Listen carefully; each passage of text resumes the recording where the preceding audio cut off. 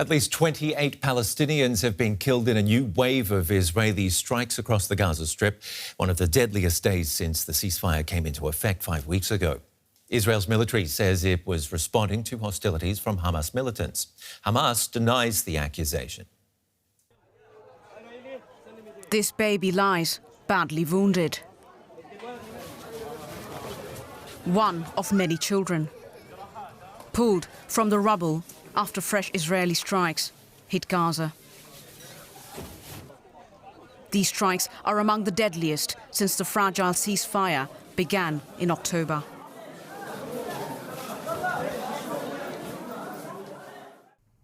Israeli strikes hit Gaza City and Khan Yunis, both west of the Yellow Line, in territory that remains under Hamas control, according to the ceasefire demarcation. The US brokered truce between Israel and Hamas has been repeatedly pierced by bursts of violence. A Hamas-designated spokesperson says most of the victims are women, children and the elderly. Israeli occupation forces are clearly targeting and escalating operations in the Gaza Strip. Multiple locations in the Strip, especially in Gaza City, have been targeted. They targeted buildings with warplanes and 2 rockets. Israel says the strikes targeted Hamas fighters, who allegedly opened fire near its troops in the south. No Israeli soldiers were reported injured. Hamas denies that, calling the strikes, quote, a transparent attempt to justify what it describes as ongoing violations of humanitarian law. Across the Strip, around 90% of Gazans remain displaced, pushed into crowded tent camps inside Hamas-controlled zones. Life there is becoming harsher by the day.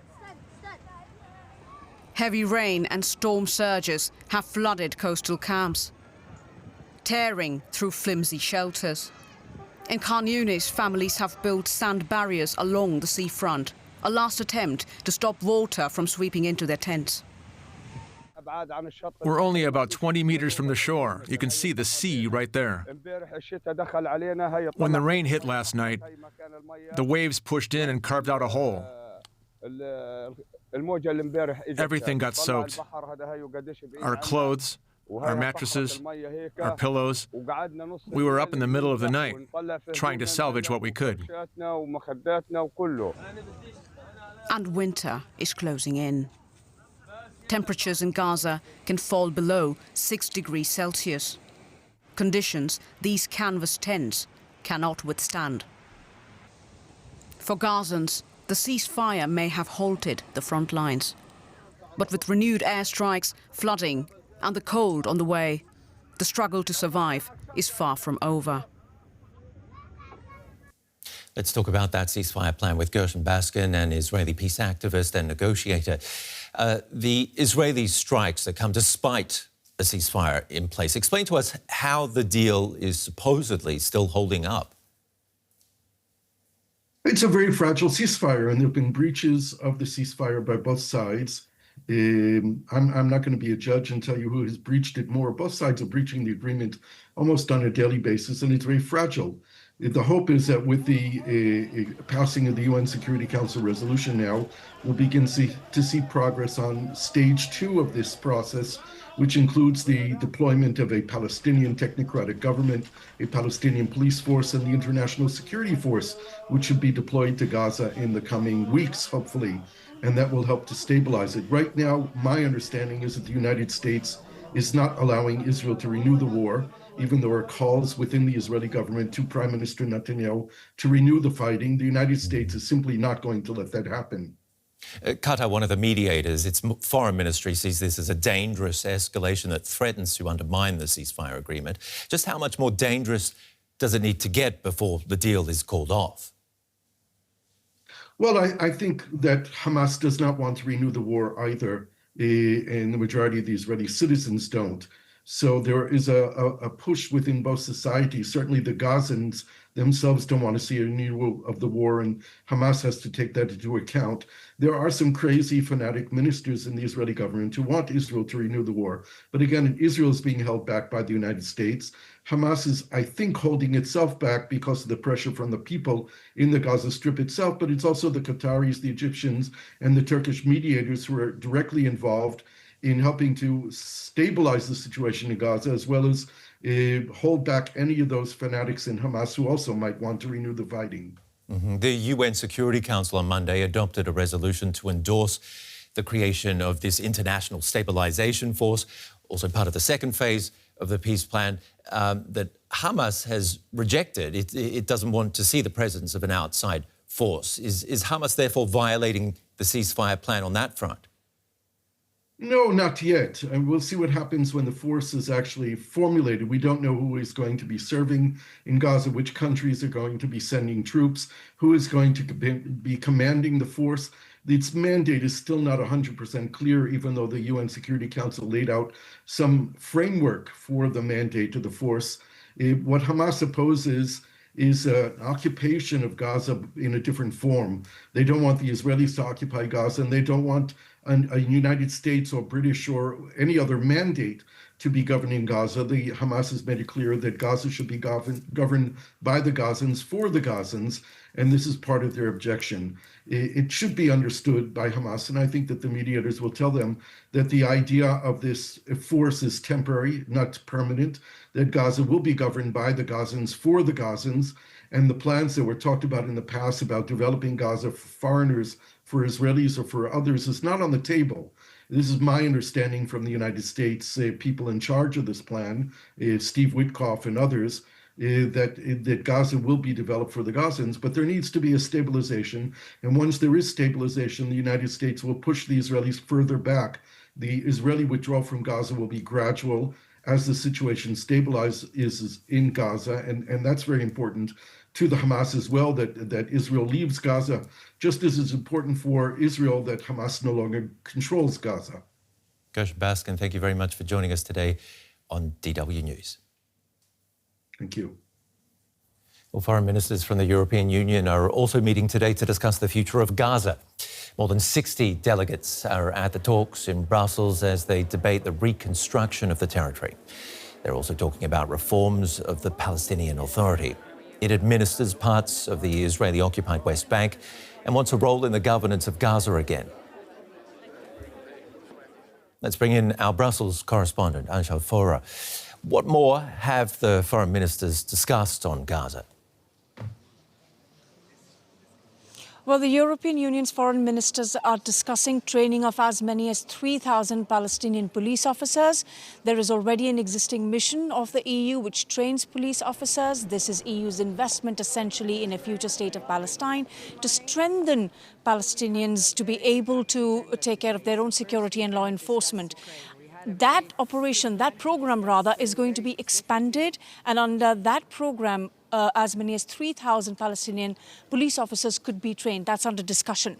The question, however, is where are these men going to be deployed? Because Gaza remains split. 47% of the territory is currently controlled by Hamas. This is a big challenge. When we ask EU officials their response to this, they say the best case scenario is for Hamas to disarm, but that clearly hasn't yet happened. Palestinian officials are also in Brussels for a donor conference. What's the focus, as the EU, as you know, is the biggest donor of aid to the Palestinians and the Palestinian Authority? Well, nearly 60 delegations are expected, including those from Arab states. The Prime Minister of the Palestinian Authority is expected to be in town to attend this. The focus of this conference is to get the Palestinian Authority to reform. The Europeans see the Palestinian Authority as a representative of the Palestinian people. They certainly don't see Hamas to be playing any role in the future governance of the territory. But of course, there are questions around Palestinian Authority itself. Both the Palestinians and the Israelis are increasingly unhappy with the Palestinian Authority, albeit for different reasons. In this conference, the donors are essentially going to be asking the PA what reforms they've carried out. Israelis have been pushing the EU because, as you said, the EU is the biggest donor of aid to the PA and essentially sustains the PA in that and its bureaucracy. The Israelis are asking the EU to ask the PA to reform some of its textbooks, to reform its education system that they say incites hatred. The PA says that's not the case. The Israelis also want the EU to not to ask the PA to not offer stipends to Palestinian prisoners who are arrested by Israeli security forces. The Israelis say that these are terrorists, and any kind of stipend essentially encourages terrorism against Israel. The PA's president, Mahmoud Abbas, has said that this program, in fact, has been revoked or restricted. The payments are restricted only to those whose families are in desperate need, and that this has happened in February. But Israelis are not buying it. So these are some of the discussions that we expect will take place at the Palestine Donor Conference today. Anchal Vohra in Brussels for us. Well, for more, I'm joined now by Ahmed Fouad Alkhatib. He's a Gaza analyst and resident senior fellow at the Atlantic Council. Ahmed, it's good to have you with us. So why has Hamas so far, why has it refused to disarm? Well, good to be with you. There was never any intention for Hamas to disarm. I have sources involved across the political spectrum who have shared details that perhaps the Qataris and the Turks really thought they could rebrand and remarket Hamas as part of the future. That's why we've seen Hamas actually not go out of its way to wear uniforms. But the challenge right now is that Hamas wants to give up power. It wants to not be involved in the day-to-day affairs of the coastal enclave, but it nevertheless wants to retain control over who comes in, who comes out. It wants to reign but not control, similar to the Hezbollah model. And Hamas is very unlikely to change that calculus anytime soon. You say it's very unlikely to change the calculus. Is there anyone who has the power who would be able to influence Hamas to give up its weapons? Well, in the aftermath of the passage of the UN Security Council Resolution 2803, there is a gap between what the International Stabilization Force, which is supposed to gradually fill the vacuum, the security vacuum, and take on a role for disarmament and the demilitarization of Gaza. So that's the aspiration. That's what was sold to the international community by the United States and others, versus the reality of Azerbaijan and Indonesia and many other potential contributors to the force who said that they don't intend on doing such a thing. They don't intend on having an offensive role against Hamas. They don't want to be seen as killing Palestinians, even terrorists like Hamas. They don't want to actually risk the lives of their own soldiers. And so that gap is unfortunately why we're seeing indications that the Israeli military is going to remain in the Gaza Strip for the foreseeable future beyond the yellow line. So what you're saying is without a disarmament by Hamas, then this international stabilization force is just going to be basically a force on paper. Well, there's that possibility that it can be that exactly, and nothing becomes of it. There's the possibility that we see a scaled down version of it that amounts to little more than what the United Nations has in southern Lebanon, which is the UNIFIL force, that the Israelis are very reluctant to allowing the replication of that model in Gaza, because it ultimately would actually indirectly end up protecting Hamas. If you're going to go in there and separate Hamas from the Israelis and stand in the middle, that's not going to work. So the concern is, will there be, and this is why we're seeing more and more theoretical acceptance for the talk of permanent, the partition of Gaza, something that I am very strongly against. And that's why we're seeing the Israelis point to remaining in the territory for the foreseeable future. Yeah, the IDF, the Israeli military, I mean, there are no reasons really to believe that they are going to withdraw as long as we have an armed Hamas, right? Well, precisely that, and especially with the last 3 remaining bodies of deceased hostages, then you have Hamas that has been, I mean, I have sources on the ground, I have family members, I have friends, I have allies, I have partners on the ground in Gaza. Hamas is collecting unexploded munitions. Hamas is allegedly paying its fighters $25 a day to remain on the books, to remain to do patrols, to dig tunnels, new tunnels, to observe the movements of the Israeli military, to go after any perceived opposition.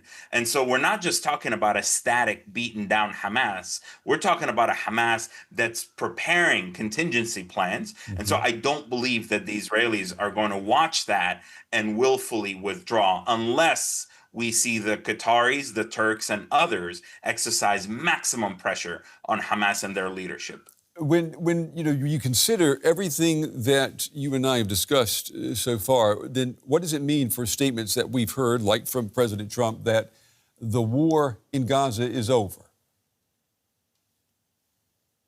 Well, it sounds lovely, and it's effectively over in the grand sense of the meaning. We don't have the massive kind of bombardment we've seen. We don't have the massive displacement of civilians, hundreds of thousands at a time, like we saw back and forth between northern Gaza and southern Gaza.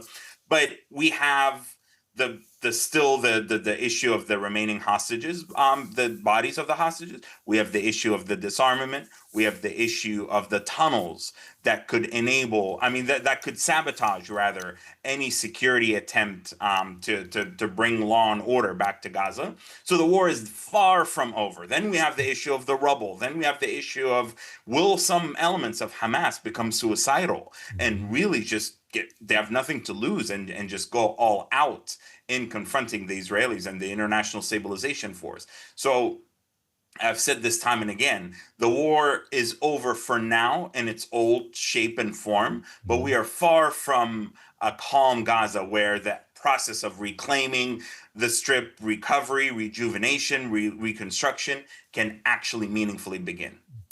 Ahmed, Fouad Alkhatib with the Atlantic Council. Ahmed, we appreciate your time and your insights tonight. Thank you. Thank you.